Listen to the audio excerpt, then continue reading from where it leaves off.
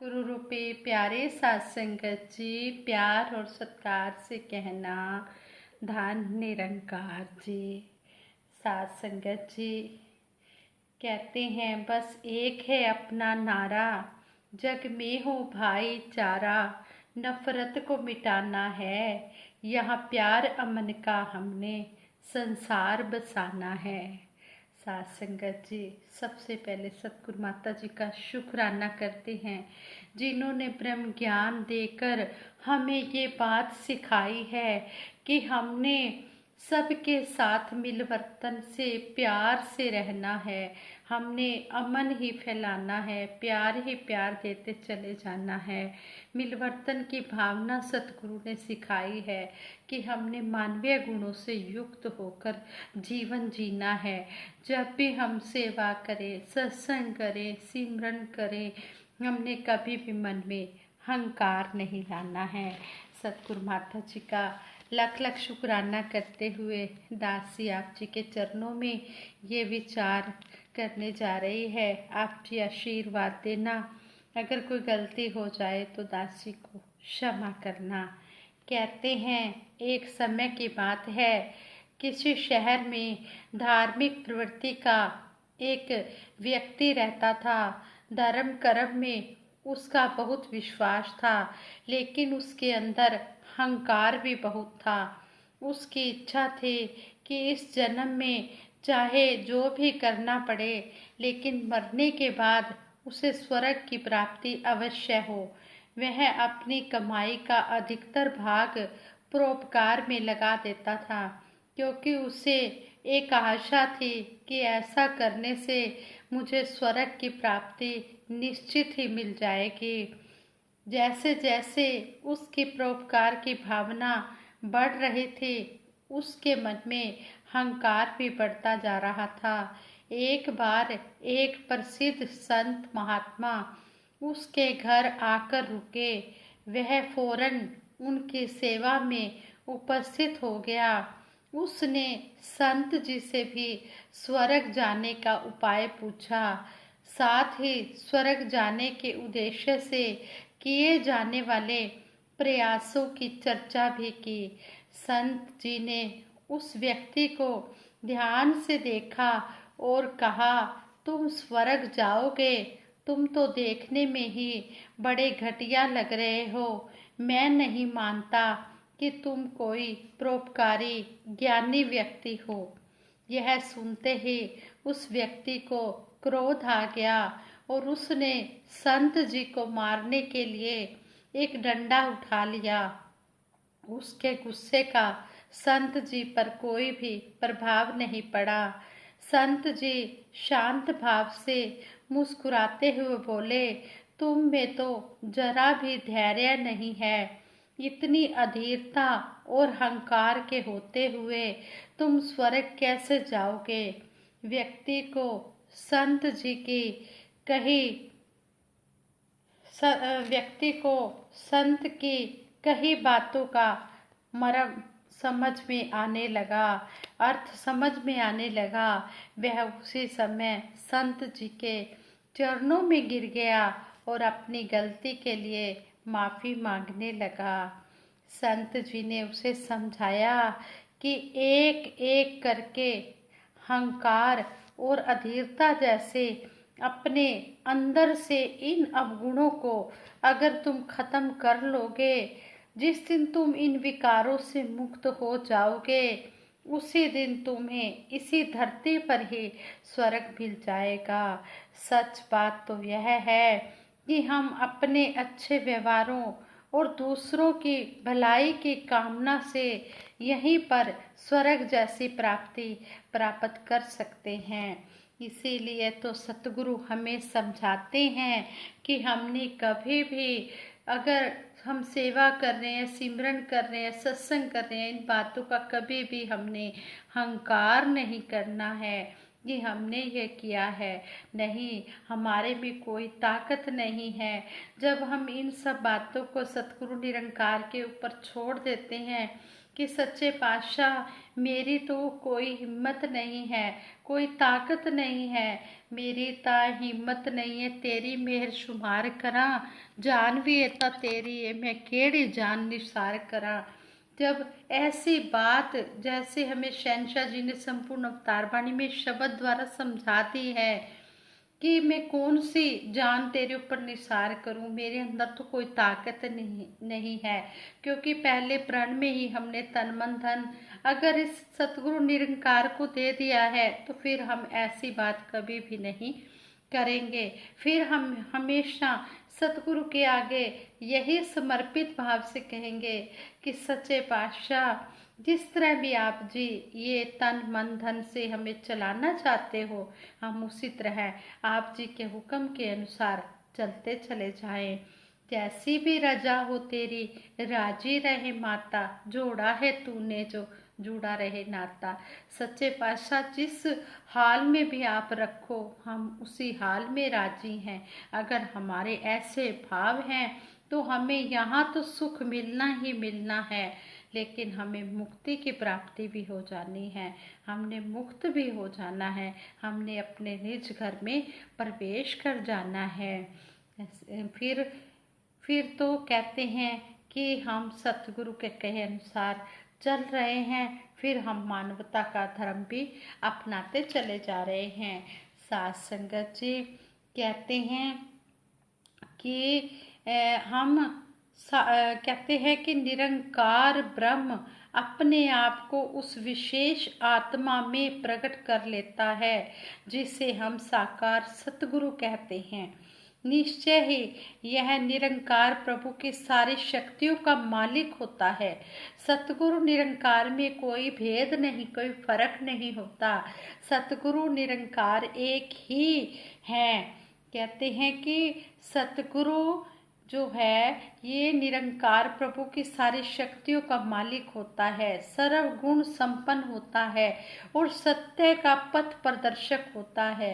सतगुरु मानव का नाता निरंकार प्रभु परमात्मा से जोड़कर उसमें प्रीत प्यार सत्कार मिलवर्तन जैसे गुणों का संचार करता है, जिससे वे संसार में एक आदर्श जीवन जीकर सच्चे सुख का अनुभव करें। सतगुरु का अपना जीवन देखने में साधारण व्यक्ति जैसा ही होता है। वह परिवार में रहकर गृहस्थी के सारे कर्तव्यों का पालन करते हुए एक आदर्श सामाजिक जीवन जीता है और वह स्वभाव में सागर की तरह शांत एक रस और दृढ़ मनोबल वाला होता है। अपने मीठे वचनों द्वारा सबका मन मोह लेता है। सतगुरु स्वयं मर्यादा पुरुषोत्तम होता है और अपने शिष्यों को भी मर्यादा में रहकर जीवन जीने की प्रेरणा देता है। सतगुरु के उपकारी वचन सारे संसार के लिए साझे होते हैं। इनके द्वार हर एक के लिए खुले होते हैं। जैसे ही मानव का नाता सतगुरु द्वारा इस असीम शक्ति पार ब्रह्म से जुड़ता है, उसी समय से वह ब्रह्म ज्ञानी कहलाने लगता है और ब्रह्म ज्ञानियों की संगत का एक हिस्सा बन जाता है। ब्रह्म ज्ञानियों की संगत और सतगुरु के प्रवचन मानव मन के सोए हुए विवेक को जगा देते हैं, जिससे वह पॉजिटिव जीवन जीने लगता है, सकारात्मक जीवन जीने लगता है। सेवा सत्संग और सिमरन उसके जीवन का अंग बन जाते हैं। सतगुरु की शिक्षा संतों को परोपकारी जीवन जीने की प्रेरणा देती है। जो गुरु आज्ञा में रहकर नियमित रूप से संगत करते हैं, उनकी वाणी हित मित मधुर और सांत्वना देने वाली हो जाती है। ऐसे संत गुरु कृपा के पात्र होते हैं। कहते हैं वर्तमान सतगुरु ने संतों के जीवन को नियंत्रित व संयमित करने के लिए ब्रह्म ज्ञान देने से पहले 5 प्रणों का विधान बनाया है। जिसे ये प्रण स्वीकार्य हों वही इस पार ब्रह्म के दर्शन का अधिकारी होता है। पहला प्रण है कि तन मन धन ईश्वर की देन है, इन्हें इसी के मानकर इनका उपयोग करना है। सतगुरु ने इस प्रण के द्वारा स्वामित्व की भावना को समाप्त करके विनम्र जीवन जीने की प्रेरणा दी है। इसमें समझाया है कि किसी भी बात का अहंकार नहीं करना है। तन मन धन से जो भी सेवाएं हो रही हैं, कभी भी किसी भी प्रकार का अभिमान नहीं करना, विनम्र जीवन जीना है। दूसरा प्रण है कि जाति वर्ण आश्रम का अहंकार नहीं करना। यह प्रण भी हमें यही सिखाता है कि सतगुरु के लिए सारा संसार अपना होता है और यही भावना सतगुरु अपने शिष्यों में भी देखना चाहता है कि सारा संसार मेरा अपना परिवार है। वसुधैव कुटुंबकम वाली भावना सतगुरु हर कुर्सी में देखना चाहता है। तीसरे प्रण के अनुसार किसी के खान पान रहन सहन आदि पर आपत्ति नहीं करनी। स्वयं जैसे चाहे रहे, कोई जिस तरह मर्जी रहे। हमने किसी के खाने पीने रहने सहने पर कोई भी आपत्ति नहीं उठानी, कोई उंगली नहीं उठानी। कोई जो भी किसको अच्छा लगता है खाए पिए, जिस तरह मर्जी रहे, जिस तरह मर्जी वो अपना जीवन यापन करे। कभी भी उसके जीवन में इंटरफियर नहीं करना है। यह प्रण हमारी सहनशीलता और विशालता को बढ़ावा देता है। चौथे प्रण में गृहस्थ आश्रम के पालन की बात कही गई है। हमारे सतगुरु स्वयं भी गृहस्थी हैं। जितने भी पीर पैगंबर अवतार हुए हैं, उनमें से सभी ने गृहस्थी के नियमों का पालन किया है। किसी ने भी कर्म से मुंह नहीं मोड़ा। इसलिए यह प्रण कर्म योग का उदाहरण है। पांचवा प्रण, बिना सतगुरु की आज्ञा किसी को ब्रह्म ज्ञान नहीं देना। यह ब्रह्म ज्ञान की गरिमा और अनुशासन को बनाए रखने के लिए आवश्यक है। ज्ञान के बाद जैसे जैसे इन प्रणों का पालन होता है, शिष्य का जीवन संवरता चला जाता है। गुरु की शिक्षा गुरसिक के जीवन को सार्थक बनाती है। सतगुरु हमेशा अपने भक्तों पर अपनी कृपा बनाए रखते हैं। भील महिला भगत शबरी भगवान राम जी की राहों में पलकें बिछाए दिन रात प्रतीक्षा करती रही, इंतजार करती रही। प्रभु ने आकर उसे दर्शन दिए। उस भक्तिन का रोम रोम प्रभु दर्शन करके पुलकित हो रहा था। श्रद्धा और प्रेम से की गई उसकी सेवा को प्रभु भगवान श्री राम जी ने स्वीकार किया। प्रभु ने कहा, हे देवी, मैं तुझ पर खुश हूँ, क्योंकि मैं भोलेपन और प्रेमा भक्ति से ही आकर्षित होता हूँ। भगवान राम जी द्वारा पंपा सरोवर को शुद्ध करवाकर शबरी ने अपनी भक्ति की गरिमा प्राप्त की। इसी प्रकार भगवान श्री कृष्ण जी ने दीनहीन सुदामा को गले लगाकर उसके सभी दुखों का निवारण कर दिया। भौतिक रूप से संपन्न दुर्योधन के सुख साधनों पर भगत विदुर को वरीयता दी। दुर्योधन के 36 प्रकार के पदार्थ छोड़कर विदुर जी के घर का भगवान श्री कृष्ण जी ने साग खाया। इस प्रकार प्रभु ने भक्ति भावना को ही अहमियत दी। सतगुरु तो भगत वत्सल होते हैं। इनके लिए ना कोई छोटा ना कोई बड़ा, ना कोई निर्धन ना कोई धनवान होता है। जो समर्पित होकर सतगुरु के चरणों में आ जाते हैं, वे सतगुरु से सब कुछ पा जाते हैं। सतगुरु के दिव्य आचरण से मानव मात्र का सुधार होता है। इस प्रकार सतगुरु समाज सुधारक भी सिद्ध होते हैं। ये समाज में फैली बुराइयों को खत्म करके लोगों को उच्च स्तरीय जीवन प्रदान करते हैं, हाई लेवल का जीवन प्रदान करते हैं। पैगंबर साहब ने जब देखा कि शराब के सेवन से मक्का के लोगों में चरित्रहीनता आ रही है, तो उन्होंने निर्देश दिया कि मुसलमान के लिए शराब हराम है, इसका सेवन बंद कर दो। आज भी उनकी शिक्षाओं को मानने वाले इस चीज़ का सेवन नहीं करते। और सतगुरु बाबा हरदेव सिंह जी महाराज ने भी नशीली वस्तुओं के सेवन पर रोक लगाई, जिससे अनेकों घर बर्बादी से बचे। और युग प्रवर्तक बाबा गुरबचन सिंह जी महाराज ने यही कहा कि किसी ने भी शादियों में दहेज नहीं देना, सादा शादियां करनी हैं। जितना पेरेंट्स की जितनी भी हैसियत होगी उस हिसाब से वो अपनी खुशी से जो मर्जी अपनी बेटी को दें। लेकिन अगर कोई दहेज की डिमांड करता है, मांग करता है, तो वहाँ पर शादी नहीं करनी है, दहेज नहीं देना है, सादा शादियां करनी है। और सजावट आदि पर भी कोई फालतू खर्च नहीं करना है, दिन में ही शादियां होनी चाहिए। क्योंकि दहेज की जहाँ नुमाइश होती है या सजावट आदि या रात की शादियों को जहाँ पर खर्चा अधिक होता है, इससे परिवार जो है वो कर्ज में डूब जाते हैं। तो इस कर्ज से बचाने के लिए भी युग प्रवर्तक बाबा गुरबचन सिंह जी महाराज ने इन सब कुरीतियों पर रोक लगाई कि सादा ढंग से शादियां करने की प्रेरणा दी। और इस तरह सतगुरु ने संतों को इस जो ये फालतू के खर्च से इससे बचाकर समाज के सामने एक आदर्श प्रस्तुत किया। शिक्षा का मानव जीवन में बहुत ही महत्व है।